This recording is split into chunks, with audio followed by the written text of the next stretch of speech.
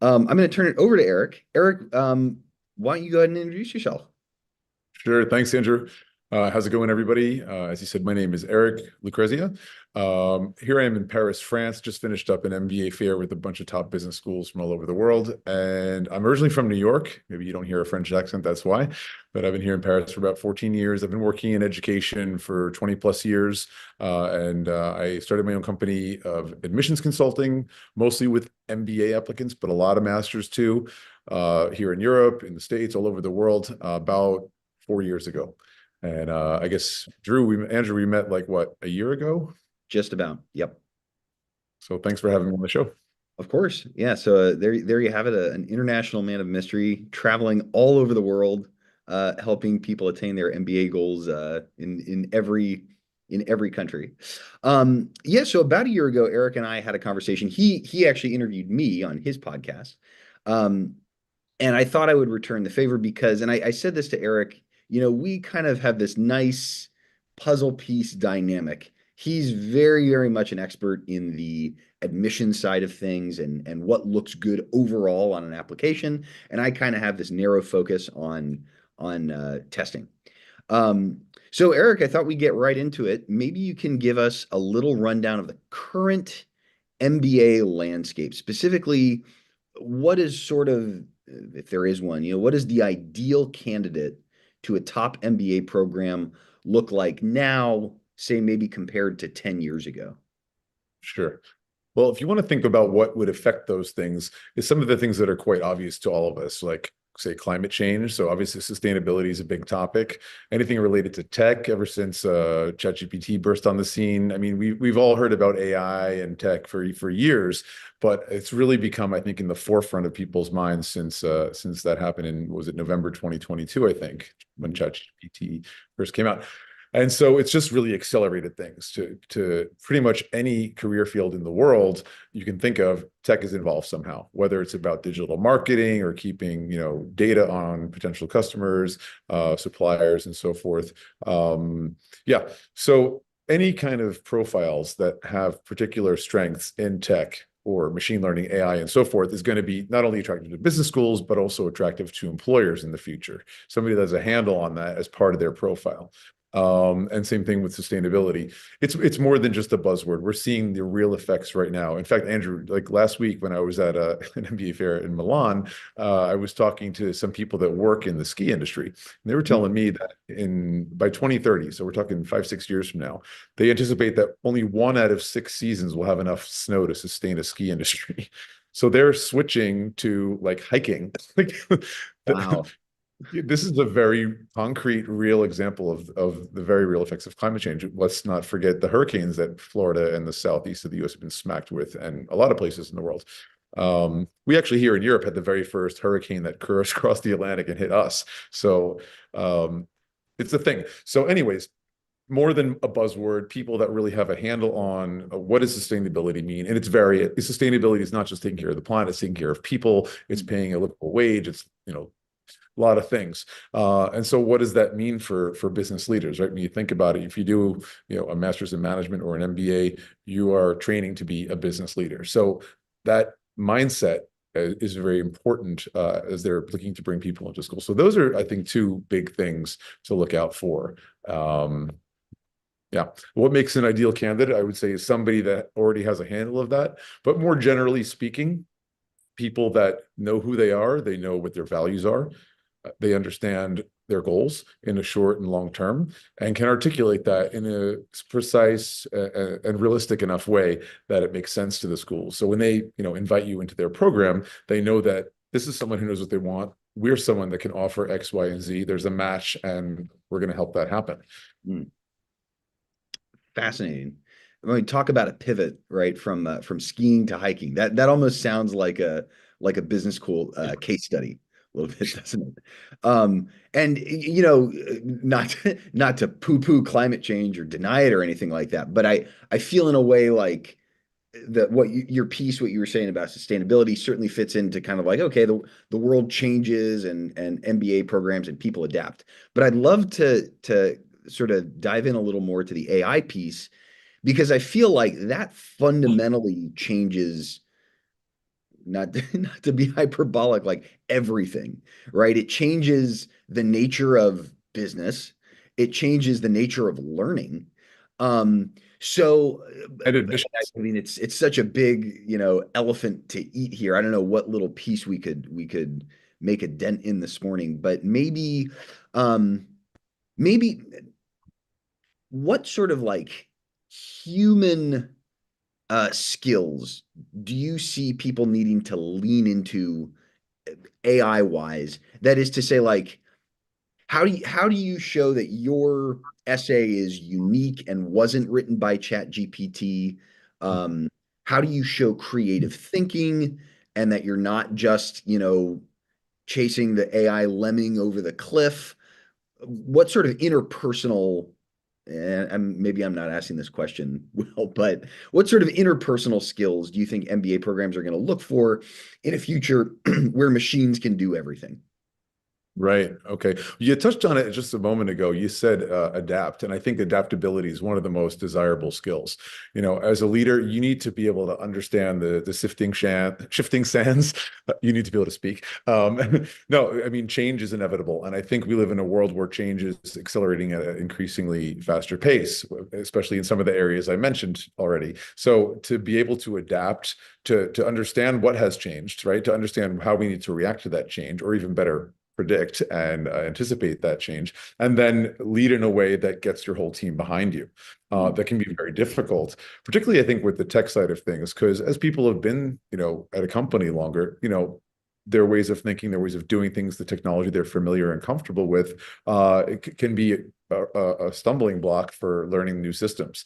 So that's part of it. We're here as professionals, but we're also human, and there's a very human aspect of that where change is very difficult, especially in the group setting. So adaptability, I think, is a really key change, being able to be agile, pivot, and all that kind of stuff. But coming back to the other part of what you were asking had to do with AI, and I think maybe the word I would use to summarize what you're saying is how to stay authentic.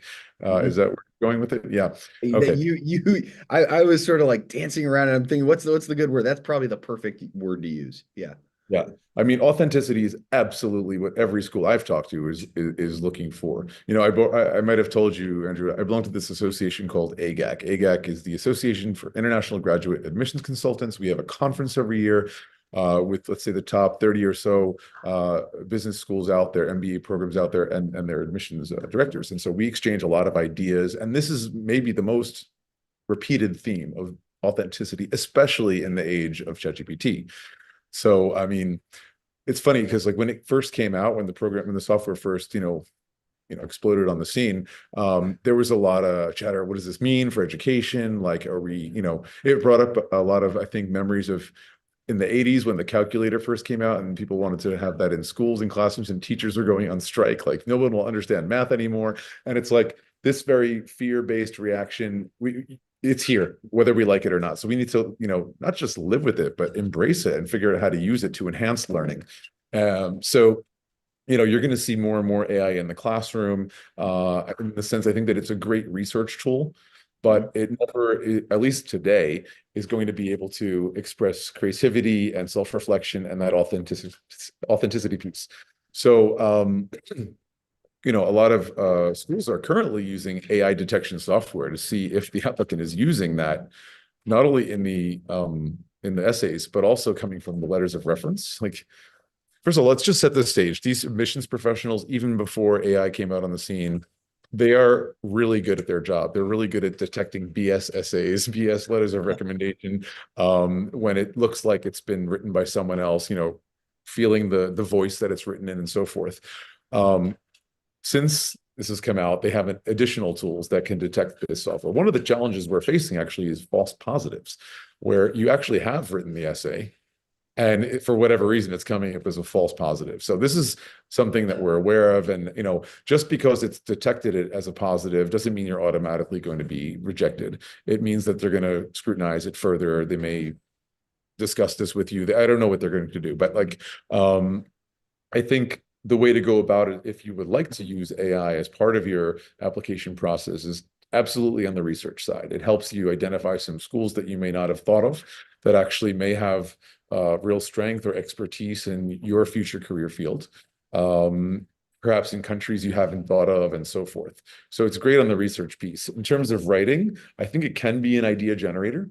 A lot of times we have writer's block. We don't know which way to take things. And so it can be a great way to get started. Read what ChatGPT tells you or whatever other similar software is telling you, but do not do a copy paste thing because you're picking up some algorithmic way of expression that is going to potentially be picked up. So what I want you to do, if you're using ChatGPT, for example, read it, understand it, and then write yourself. Write with your own words what you have to say, that some of the ideas that ChatGPT may have shared with you. But there's this kind of like idea that like, oh, I can type in, give me the perfect Harvard Business School MBA essay. And this is a myth because it cannot produce that. It cannot tell that authentic story that is all about you. So I think that's the main thing is being true to yourself, Interesting. And I guess that even if you didn't use AI and it flagged it as AI generated, maybe that's a sign that you should revise your essay a little bit, right? That your ideas aren't necessarily that original. Yeah. No. Yeah, you can access this detection software as well. Like me and some of my colleagues in AGAC, we've played around with it. We've like taken like AI written essays and popped it in to see if it comes up as a positive or negative, as written by AI or not, or authentically human written essays and see what happens. And the results have been mixed, to be honest. So it's not a perfect system. Yeah, I think you just have to be careful how you use it. And I must say the following also. Most schools out there at this point have an AI policy, whether it's about current students in the classroom or applicants. Usually it's connected to the school's code of conduct, which speaks about things like, authenticity, plagiarism, and their policies surrounding that. AI raised the question, like, how do we define plagiarism? Like, if it previously was about like not citing sources and copying someone else, if it's a robot, does that count as copying someone else? Yeah. Arguably, you can go to the coder who invented the software, but Sure. the way ChatGPT works, as I understand it, is it kind of synthesizing words, text, ideas from multiple sources and putting it together, and that's why it's so great as a tool. But it is still effectively copying. So this is the problem, and many schools will specifically say that you have to cite either in your essay or you check a box somewhere else in the application that discloses that you've used AI or some other software like this. So you should take note of the policies of each school.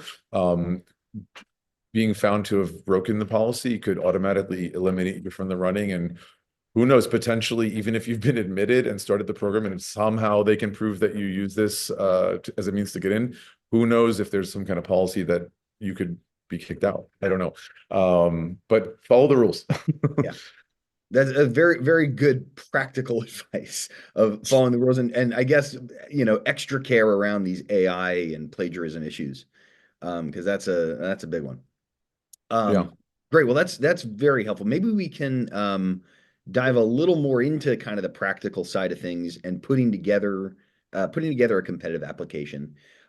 So let's say that I've done my 2 to 3 years at a consulting firm. I have decided like this is where I want to go with my life. I want to do a Harvard MBA. What's my first step? Is it talking to someone like you to get my ducks in a row, or where do people usually start? sure. I think where most people start is going to be online, Mhm. whether it's Google, Bing, ChatGPT, whatever, to first research some schools. They're going to start with some of the schools they know, like if they're looking at Harvard or some of the quite famous schools. And depending where the person lives, they may have other schools in mind. Um, Then I think a lot of people look to rankings. There's multiple rankings out there, but I always say this: rankings are a great place to start and a crappy place to finish, because I think when you don't know much, they give you a good sense of the landscape and who some of the key players are. Mm. I will remind that one, say takes the Financial Times, for example, they rank the top 100, but behind that top 100, there's another bunch of other schools that didn't make it on there. So just because they're ranked, 85 doesn't mean they're a bad school. There's Mhm. many more other schools that didn't even get a ranking. So there's some out there for everyone. There's all different programs with different levels of difficulty of getting in. Obviously, applicants have different levels of, say, GMAT score or, various elements that determine eligibility. So, um, beyond the rankings, I mean, I think the deeper you get into the research, the more you get to know the programs, getting to know yourself and figuring out which is the match for you, the rankings begin to fade away in importance. Mhm. I realize for some people it's like top 10 or nothing. And yeah, I think it's sexy to go to a top 10 school, probably good for your ego or your parents' ego. But I think in the long term, yeah, in the short term, obviously going to an M7 school or top 20 school definitely opens doors, definitely helps you get more interviews, perhaps access to higher positions and salaries in the short term. That is for sure. It's a real thing. But I also think that in the long term of your career, it's about how good you are. It's about what kind of impact you have at the companies you work at, what kind of successes you had, and how good you are communicating about it. Because no one else is blowing your horn, man. If you've been doing these great things and you don't communicate about that, no one's going to know about that. So it's the communication, it's the networking, all that kind of stuff. So these are the things I think in the long term will actually have a greater impact. So what I think is, yeah, go for as well ranked a school as possible, but you really got to find schools that are a values match. This is Mm. I think, something fundamental. Like each school will have some kind of mission statement. Each school has its own culture, even within the same city. Taking here in Paris, for example, was good five, six fantastic business schools.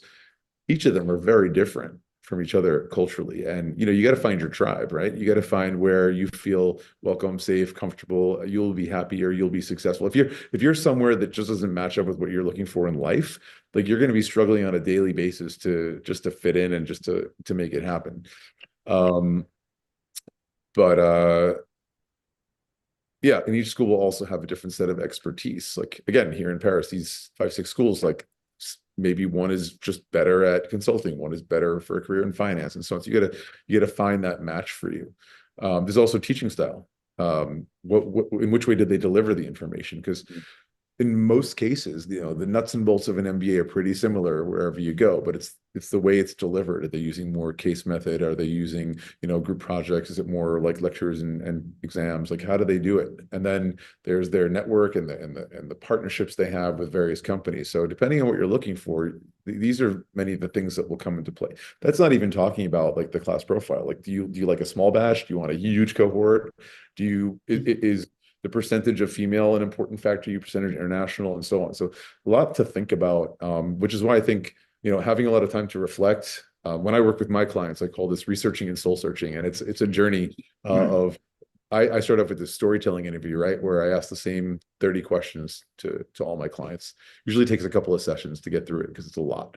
Diving into more than your professional experience, but a lot of like travels, family experience, successes, what scares you, what inspires you, all this kind of stuff. And you end up with this like treasure box of stuff that you can use to tell your story in the various essays that the schools are asking. And so this journey of this researching and reflecting helps you figure out more clearly like who you are and what you want. In your mid 20s, early 30s, you don't necessarily have it all figured out yet. So it is a process. I sometimes I joke around. It's like going to the shrink at first, like, Yeah. um, but you walk away with, I think, a really clear idea of who you are, and you have the tools to express yourself verbally and written in those essays. So this is part of finding the fit and then convincing those schools that you are that fit as well. Mm. That's very interesting because I mean, my sort of line of work is basically just a maximization problem. It's like how do we get your score as high as possible? But Yeah, what you're saying here clearly is like it's not just about like what's the top ranked school. It's like what school genuinely is going to be a good match for me. Um, so that's very helpful. Um, but so you do moving in along, the kind of in. Oh, sorry. Go ahead. Yeah.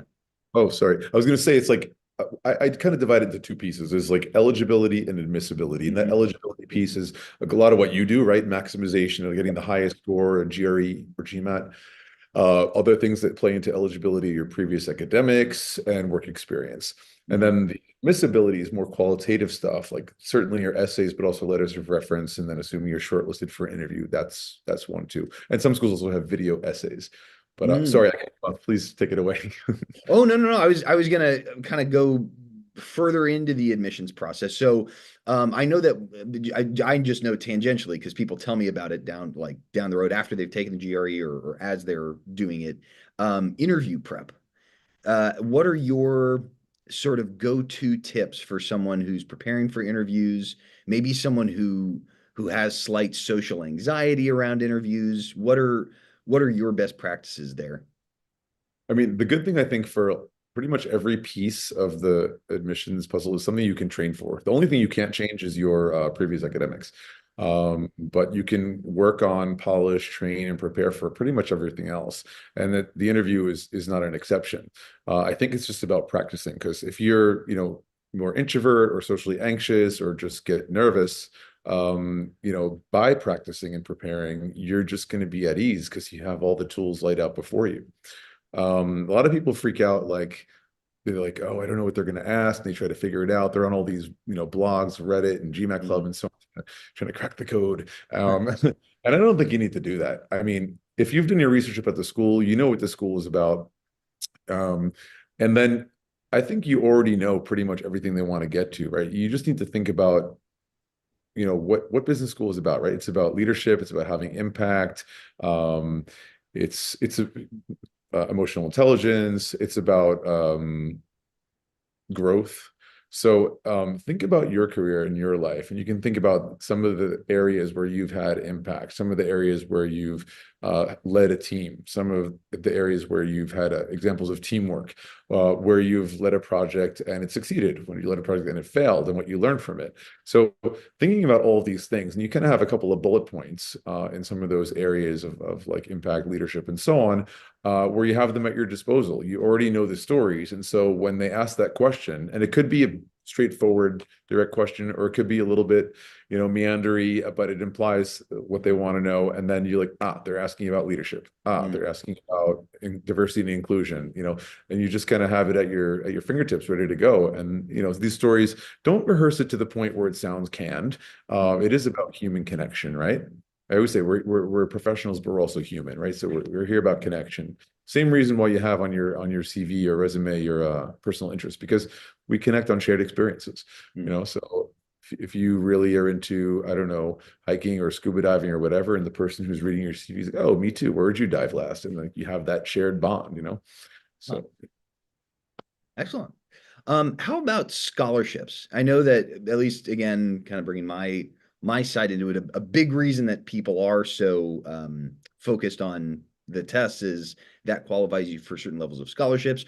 Are there, I don't know, uh, little secret scholarships about that people don't even consider? And what's the smartest way to go about getting as much money as you can? Hmm. Okay. So I usually divide it into two parts. There's the external and the internal. Internal scholarships are coming from the school directly. Essentially, they're a discount on tuition, right? And then the external are from a variety of sources. In case people don't know, it's possible to check with like embassies, like if, for example, I was going to say chambers of commerce, like the Franco-American Chamber of Commerce. They offer scholarships every year.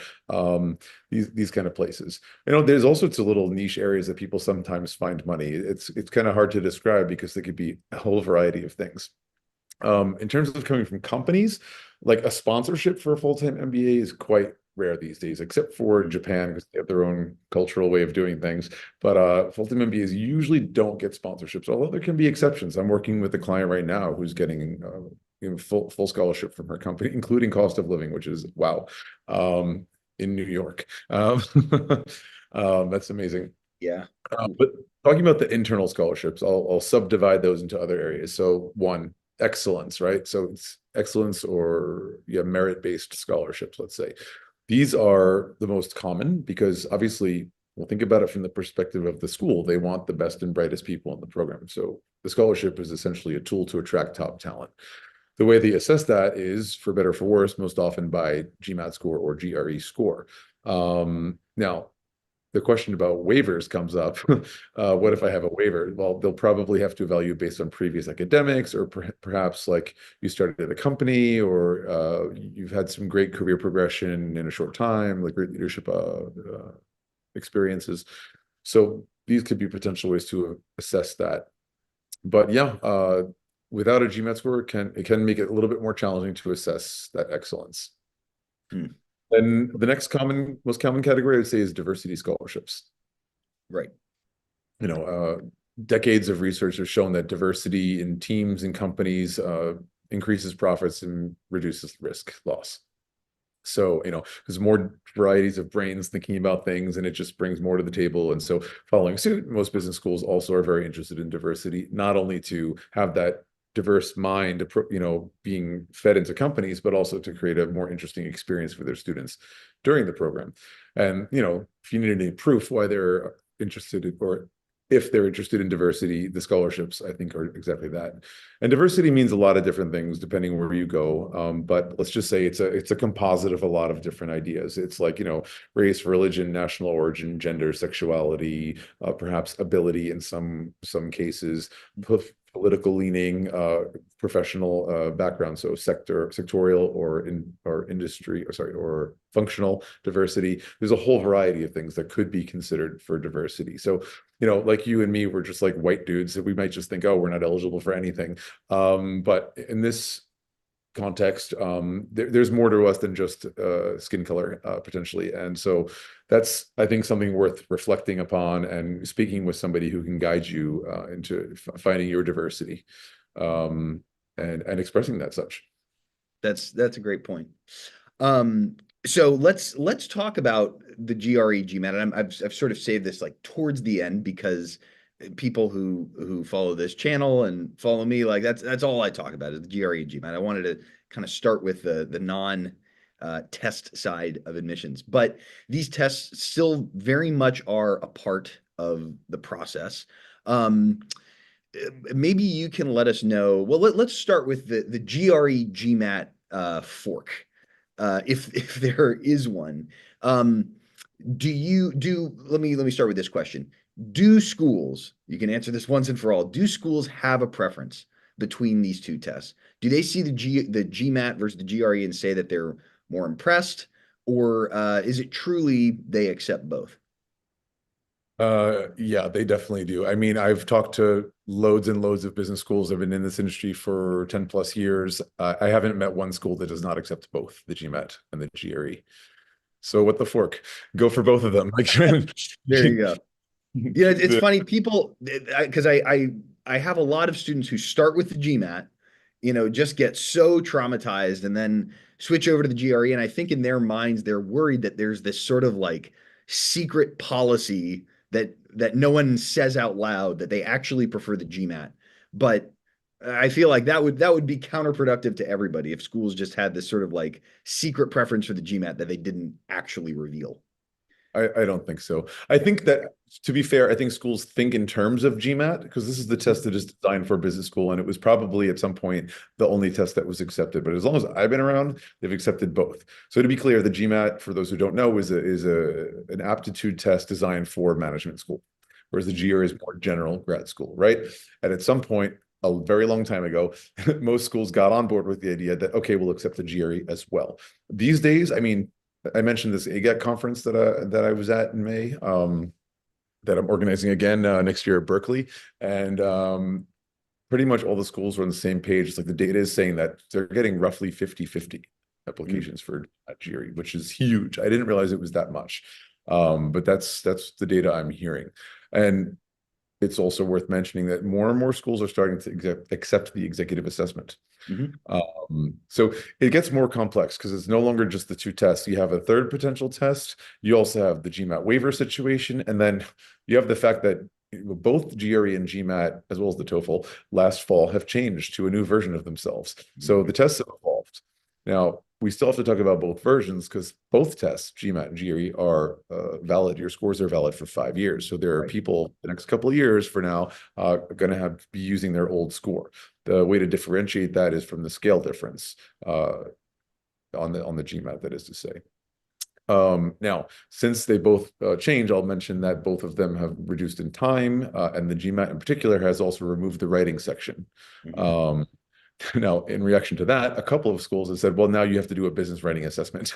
Now, I was on a call with GMAC being the company that creates the GMAT, a couple of weeks ago, and they told me, really, there's only 2 schools doing that's Harvard and MIT, and there's a third school considering it. So 2, possibly 3 schools in the world have this writing assessment, business writing assessment, and it's not a huge thing. I think it's like a half-hour test. It's not that big of a deal. It's $50, but in the big picture, you're paying for an MBA. So $50 isn't much. Um, Right. right. So back to which to choose at the fork, as you mentioned.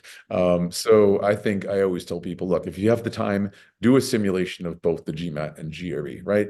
And I don't mean a 20-minute mini thing. I mean the real deal. Go to the website for each, download the exams, try one, and then like some other weekend, try the other one, right? The full deal, and see which one feels more comfortable. Which one do you do better on? And then you make a decision, and that's the way you go. But I think how well you do, I think should be the only deciding factor because at the end of the day, you want to do as well as possible, have a competitive score, get into a top school, get a great scholarship, and basta. Mhm. So yeah, do it that way. Also, by doing a full simulation from the beginning, you'll get what I'm sure you probably say the same thing, like a baseline score, to use that word, that term. So yeah, so your baseline score will, it will be bad, but at Yeah. least, you know, you'll have a true sense of where you are at and which sections that you're doing, better or worse in. And frankly, I think a lot of people are surprised. And then you make a customized study plan and you work with somebody like Andrew here and, and, get a great score. So yeah, no difference. EA, by the way, I'll just to wrap up this thing is, I think there's about 8 or 10 schools in the US that accept the executive assessment. So this, kind of like mini GMAT designed for executive MBA program applications is more and more being accepted by schools. And it may start coming to Europe too in the future. In other words, European MBA programs accepting the EA. We'll see. It's on the table. Yeah. That point you mentioned, I'll say from my end, it has been a source of frustration the last year. The fact that the GRE, well, both tests, it changed. What I've noticed, and maybe you can, I don't know, either confirm or push back against this, is that students who were scoring sort of mid-level on the old test tend to score mid-level on the new test. So those scores are pretty comparable. I found though, and I mean this is probably like the relevant audience, the people who are gunning for those 160 plus level scores, who are gunning for those M7 programs, are finding it very, very hard to crack that ceiling because the test is shorter and therefore you have so much less margin for error. Few Yeah. questions missed and you're out of it. So I'm curious to know, behind those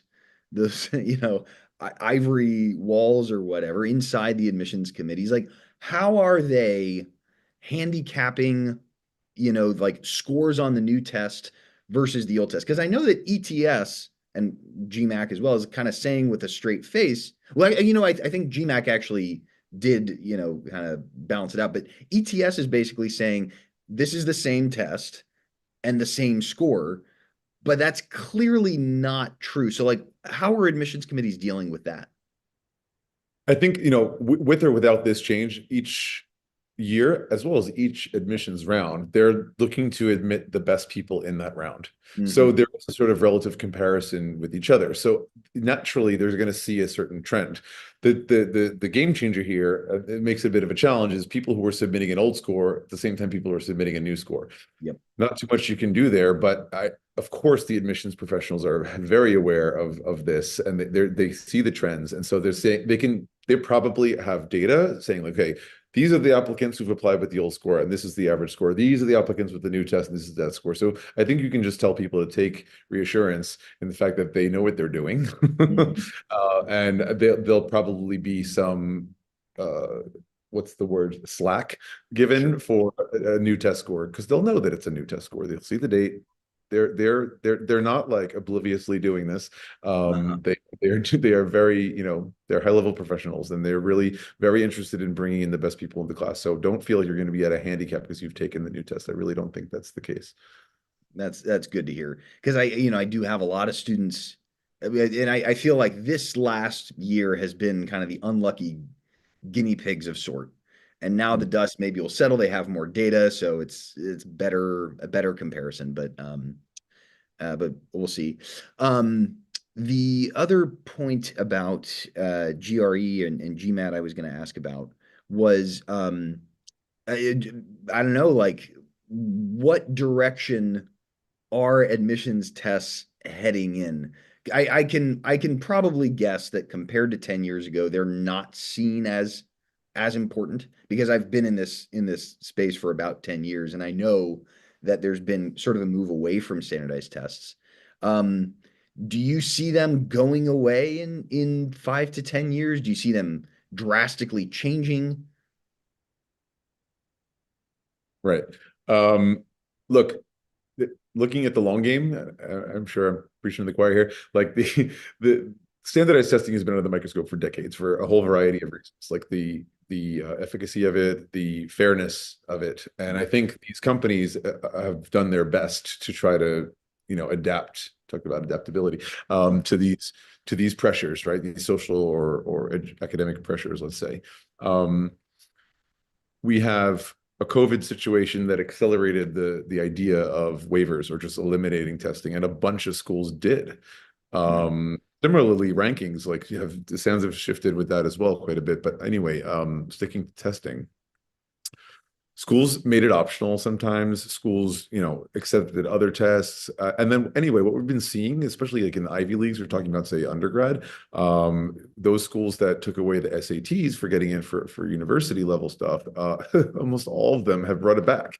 So standardized testing has kind of made a comeback, I would say, after seeing that their students couldn't handle the academics. They've tried to make admissions decisions based on other things, and that filter that has long been in place, they've, I think, realized did serve something, serve its purpose. So I think testing has made a comeback. Now, let's throw into the ChatGPT equation and people, or at least the fear of people writing essays or actually not writing essays and getting some robot to do it. Some people may lean more on standardized testing. Some admissions people may lean on it in the doubt of, can we rely on these essays? So there's that. um, yeah, I think we may see more video essays coming into place because it's Mm. like you're talking live, but I'm also thinking there's already software out there that I can get some other person to, it'll look like me. There's some kind of like virtual or augmented reality of me on that's already there. It's probably expensive to get a me version made, but like some people are crazy and will spend whatever money on it. So I don't know. Will we require in-person essays? Will we have to take blood samples? I mean, I don't know. Like it's hard to predict. Yeah. Well, I want to assure everyone watching that this is actually Andrew and Eric. These aren't avatars that we've, programmed to kind of do this interview for us or Right? anything like I that. think prove that though. Yeah, there you go. What's the proof?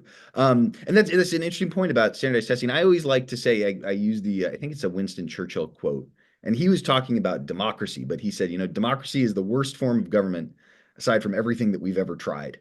And so in Yes. that sense, I think that standardized testing it definitely has problems with fairness, with all sorts of issues, but you really do need some baseline way to compare everyone on these Yeah. scales. But this Um, is just one metric in the application process, right? Like sometimes it compared to like a pie. And if you imagine mm, like pieces of the pie, right? Like letters of reference, your CV, your LinkedIn, your essays, your all the different pieces, right? And then let's just say like a school wants you have to be like 90% good in that mix of the pie, right? And wherever that comes from, right? So it's not, if you're not a good test taker, but maybe you're a great interviewer, a great writer, or your experiences speak for themselves, who knows? mm, So it's like it's not just the test. But what I think is, when again, coming down to eligibility, you can't have an abominable score. Um, you have to have like a reasonably good score, and then if it's not great, like make it up in other areas, This, mm. Yeah, and I suppose, tests are something that you can fixate on because it's a number, right? And I have so many students who are so close, and their scores are competitive, but not quite where they'd like to be. And they're sort of in this, I don't know, twilight zone of, do I put in like one more go, or do I focus on the other pieces of my application? And I'm sure that's something that you have good guidance on. Sure. And similarly with waivers, like, should I take a test waiver? And I'm like, do you think being fully honest with yourself that your application can stand on its own without a test score to prove your academic acumen? Like, Yeah. um, if you've got like, top grades in all your classes, you've great extracurriculars, you've got great work experience, leadership experience, volunteer experience, all this kind of stuff. If you think everything else really paints a picture of you as a very strong candidate without the test score, then go for it, particularly if you think you're not a very good test taker. But usually, if you aren't, you probably wouldn't have the top grades in all your classes either. So it's like, I think most of the time it's like these it's like like wishful thinking, like, oh, maybe I can get away with not taking the tests. But Mm, if you're being truly honest with yourself, you know, I think more times than not, it's better to take it. sure, sure. So going back to what you were where you are, you're traveling around the world, and I know that you work with students from all over the world. So Yeah. maybe for anyone watching who isn't necessarily interested in the US MBA programs, but might be looking at Europe, um, any particular advice there, or what stands out to European MBA programs compared to US programs? Hmm. I will also say this. I think GMAT score can be also a little bit more valued in American schools compared to Europe for Mhm. one first difference. If tests or taking tests is not your cup of tea, you'll still need to do it. You'll still need a competitive score, but I suppose they're a little bit less obsessed with it than in the US here. Okay. It is a little bit more on the qualitative side. And you made me think of something, if you don't mind, to give a Oh little yeah. positive Yeah. twist on tests. And a couple of things. One, I think the GMAT/GRE is a great warm up for your brain, especially if you haven't Mm. been in school for a while. It's like your first MBA class, right? So it's getting you thinking like a student again, getting your brain in terms of, yeah, it's good for warming up for the MBA itself. Second of all, it's a filter. Of course, it is some kind of like filter to ensure that you're going to be surrounded by other bright, motivated, talented people who are just going to lift you up, right? If you're surrounded by a bunch of slackers, you're probably not going to, do as well as if you're surrounded by a bunch of like really great, motivated people that are going to just push you to be the best version of yourself. And third, like I said already, it's a one of the main indicators for scholarship output. So look at it as a contest for cash, and then you'll be much more motivated to get a top score versus like this thing I have to do. So if that's any, positive way to see things. But yeah, so differences, right? Um, Europe's an interesting place, man. I've been living here a year in Barcelona, 14 years in Paris, been all over the continent, and it's very interesting, like the history here. It's in a way like the US, where you have like 50 different little countries in one kind of union, sort of. Mhm. But the individual identities of each country is, I would say, more important than the US thing is more of a national identity. But let's not forget, each state has its own laws, as we've seen with some recent Supreme Court changes.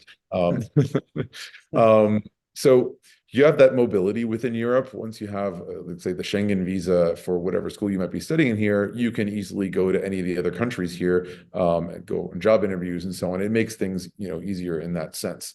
Um, Europe is a place that is plural in a lot of senses. People are used to speaking multiple languages, operating in different cultures. So this, I think, a more agile mentality here. And I think that if that's something you enjoy and you want to embrace, then that's a great thing to have here too. Collectively, Europe is the largest economy in the world, more than the US. It is very well connected in terms of like trains and flights. So getting around is super easy. Like you don't need a car or a driver's license. Like I have one in the US, but I don't have one here. And I'm like, I can go anywhere. It's like super efficient and more sustainable, by the way, on trains. Yep. It's too bad about Brexit, but the UK used to be part of that. But very diverse economy, and societies. Um, if you choose to study in the UK, you would need a visa to come to work in Europe. Depends what passport you have. You can come and visit. Mhm. Other nationals might need a different visa. If you're coming, say, from India, for example, you need a different visa and so on. So there's that. It's a shame about that. But since Brexit, where London was like the biggest financial capital in Europe, now it's kind of like between Frankfurt and Paris, so Germany and France, which makes sense. The two biggest economies in Europe. Um, what else? I think the social interaction is more important in the work culture here. Mhm. So while if you come to do your MBA at any top program, whether it's in the UK, USA, France, Italy, Spain, I mean, it's always going to be in English. But in terms of working post MBA, it's very important to speak the local language, particularly in France, Italy, and Spain. Mhm. I kind of give the rule of thumb, like let's say 90 to 95% of the jobs in France, Italy, Spain are going to be in French, Italian, or Spanish. Sure. So you're at a severe limitation for employment post MBA, if you only speak English. That said, Germany is a little bit more flex. I think maybe you can find maybe let's say 80% of the jobs are in German. So there's a bigger window of 20% Mm. that'll be offered in English. You get up to like Scandinavia, Copenhagen, Stockholm, maybe 50-50. So, if you have some flexibility about where you want to live, that's interesting to think about. Some people like, oh, I'm going to come to France, I'm going to learn French, do my MBA, da da da. And in my experience, most people who are starting from zero, they drop out of French classes halfway through because they're doing an MBA, right? They don't have the bandwidth to also learn a brand new language. On the other hand, if you're coming with like an intermediate level, you can kind of like improve while you're here. And by the time you're looking for a job, you probably have a working level of French that you could actually use to get a job here. I mean, I always say I think language skills are more important than the passports you have because Mm. you know, if a company really likes you, they'll go through the process of sponsoring your visa. But if you can't speak the language with them, why would they? Yeah. No, that's a great point. And I had a friend one time who was he was kind of saying, we Americans, we only speak English, and we kind of travel on easy mode. Everyone sort of caters to us. But the one thing that Europeans have is that, once you do learn Italian, Spanish is much easier to learn, right? And then once you learn Spanish, Portuguese is much easier to learn. So you can, I feel like once you're in that, language zone, pick up more languages along the way. For sure. Um, so moving on here, I don't know if you ever, as a kid, Eric, read Highlights magazine. Are you familiar with it? Yes. Yeah, sure. So at the back of Highlights magazine, there was my favorite comic was this sort of split screen called Goofus and Gallant. And Goofus always did the wrong thing and Gallant always did the right thing. So like Okay. after a picnic, Goofus would always throw his trash on the ground and Gallant would, be a Boy Scout and pick it up. I'd love maybe to apply this, and of course you don't need to give specifics or names or profiles or whatever, but like, what are sort of the goofus behaviors that you see in MBA applicants, and what are the gallant behaviors? Maybe you can illustrate with like a few stories that you have.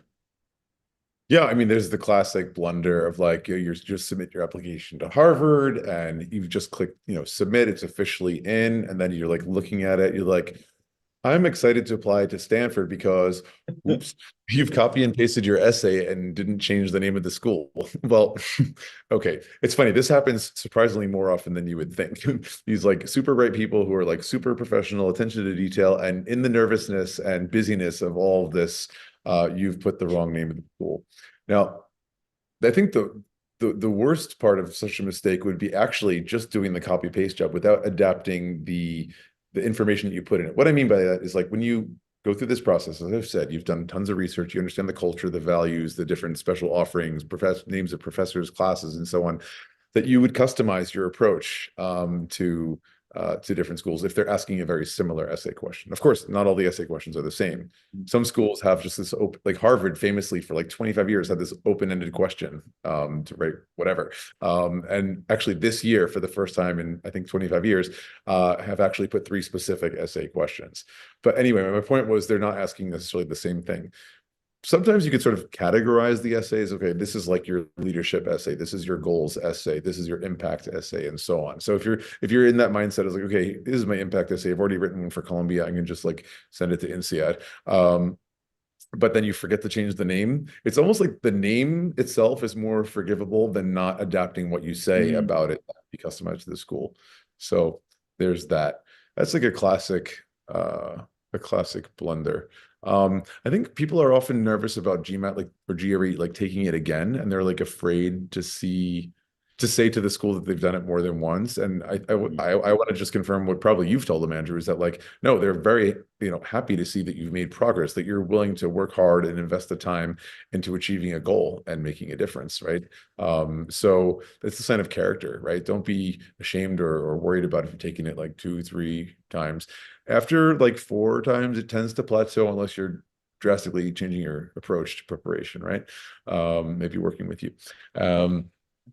So anyways, I would say like lying is a big no-no. Like telling them that you've only taken it once, submitting your top score, and then somehow they find out that you've, because you've, I don't know, accidentally submitted a report that had the list of history. So, getting caught in a lie like that, it's so stupid. And of course, they understand why you just want to look your best, but then you've lied.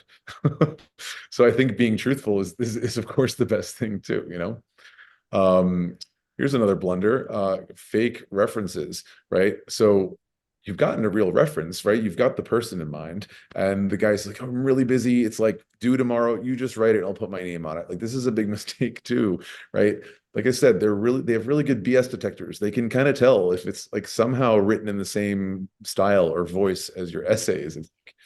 So if they're picking up like this is like not authentically, from the person you've indicated as your reference or recommender, they also have software that can detect the IP address of where it's come from. So if you've uploaded it from your, you know what I mean? Sure.